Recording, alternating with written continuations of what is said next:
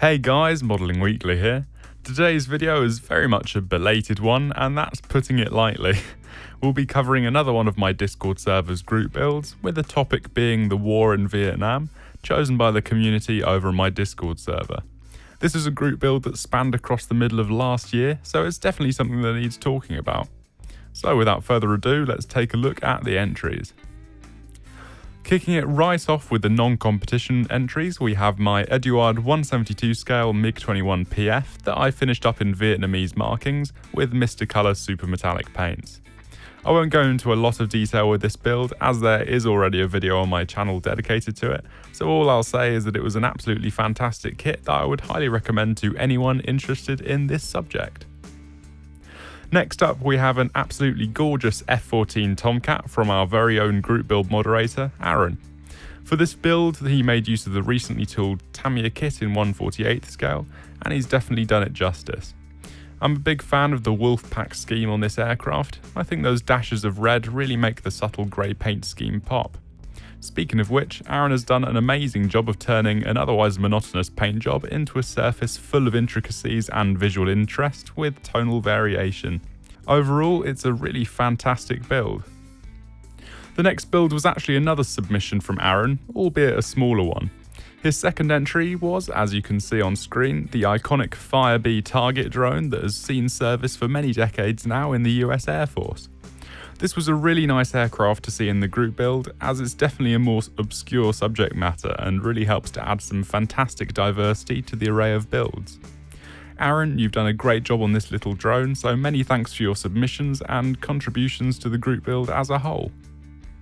The next build in the non-competition lineup comes from Beaver Chicken in the form of this absolutely gorgeous RF-4C, a variant of the Phantom fitted with long-range cameras for aerial reconnaissance.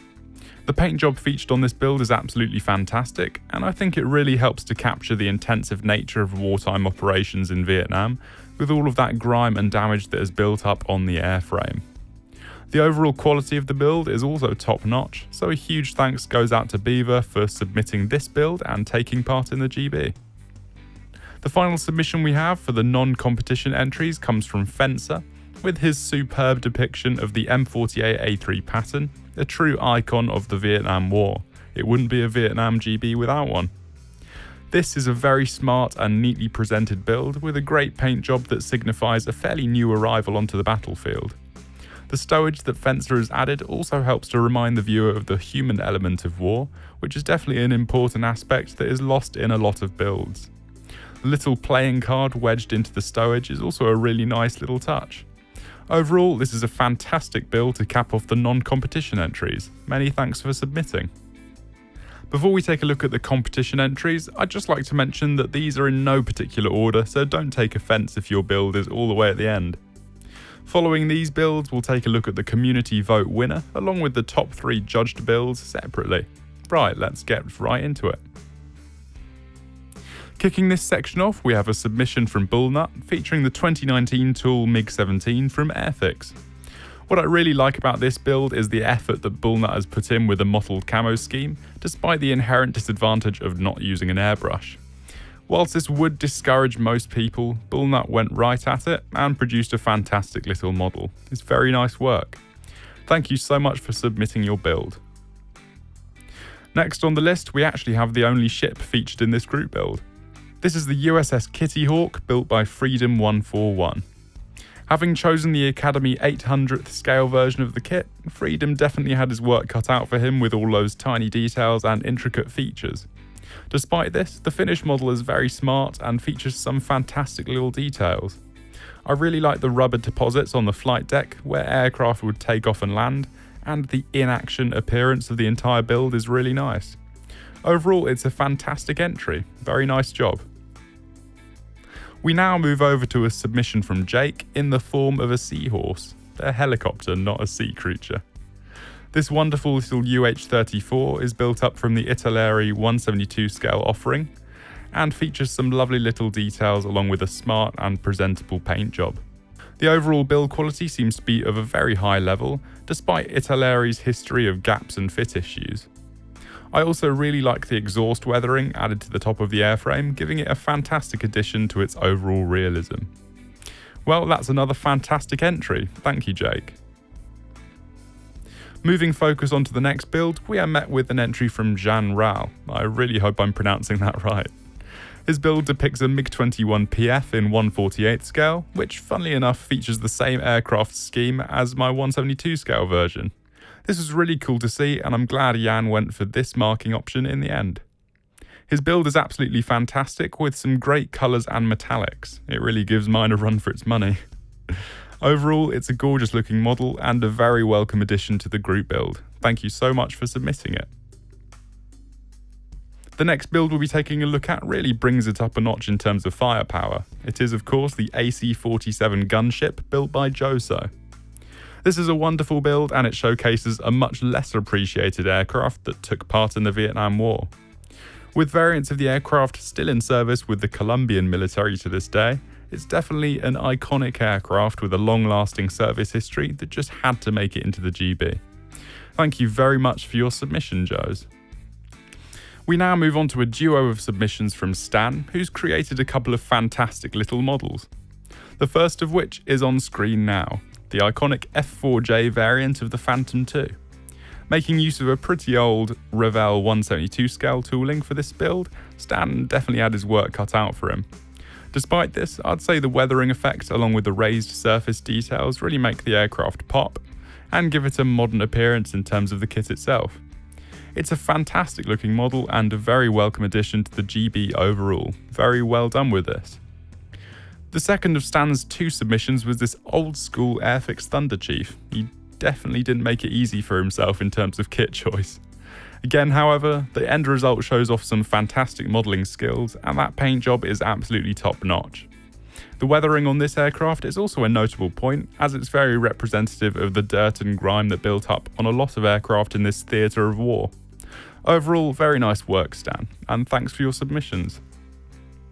We now have another AFV submission, this time from Oliver BB66, featuring the M163 VADS, a very interesting little vehicle.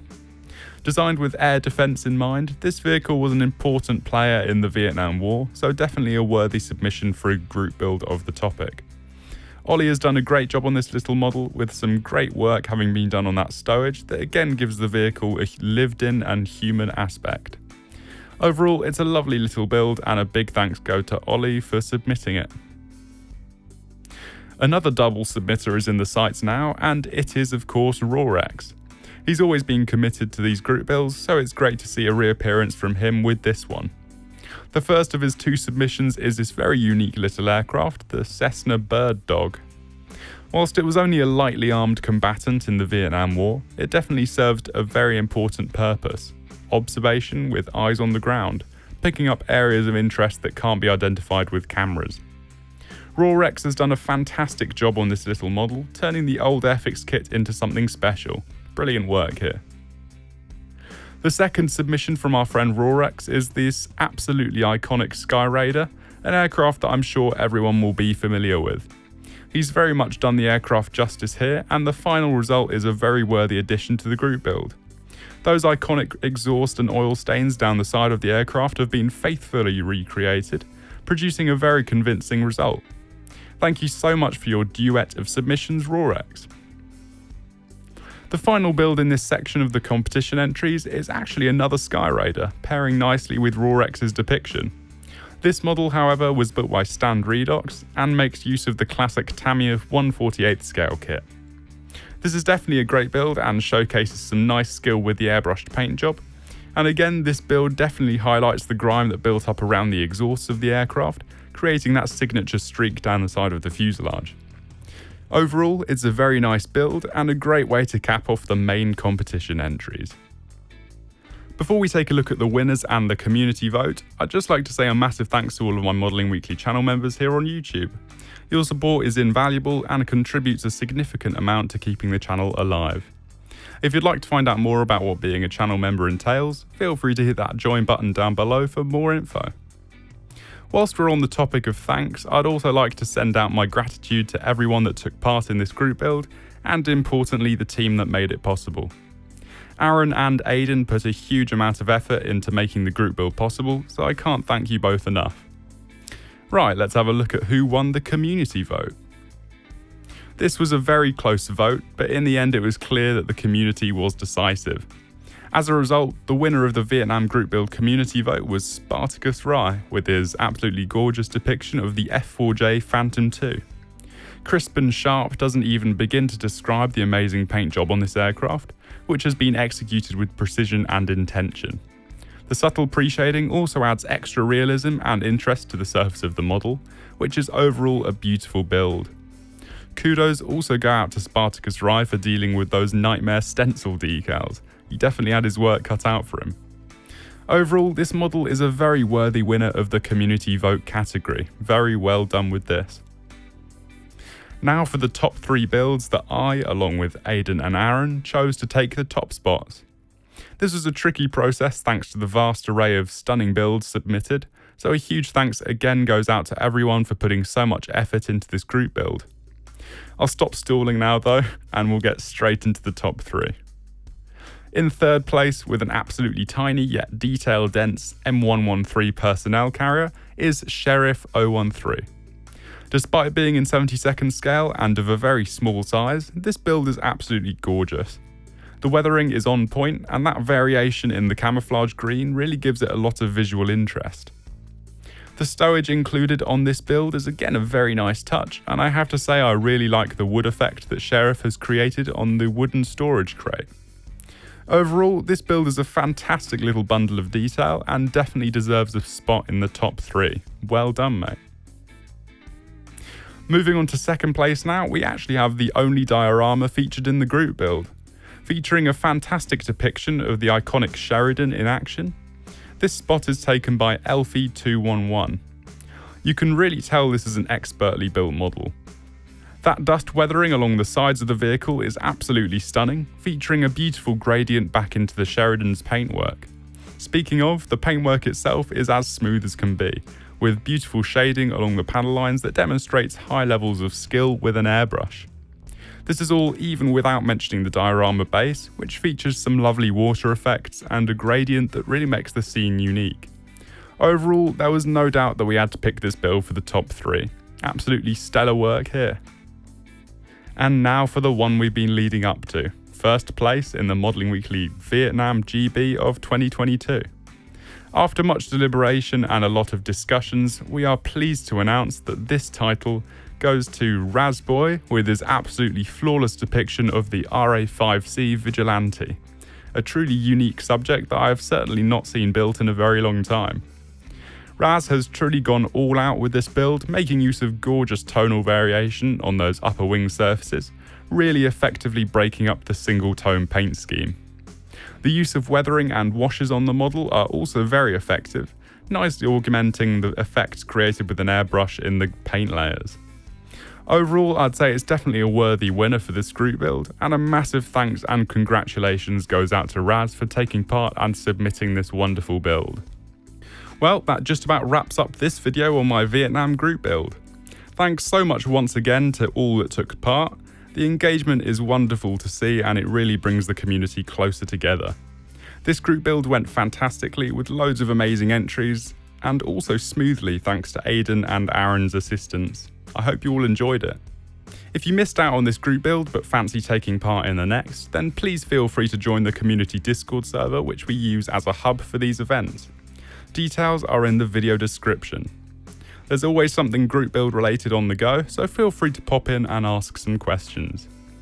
That's pretty much it from me today, so if you enjoyed the video, don't forget to give it a thumbs up to help with the algorithm, and leave a comment down below with your favourite entries. Thank you all so much for watching, and I'll see you next week. Bye!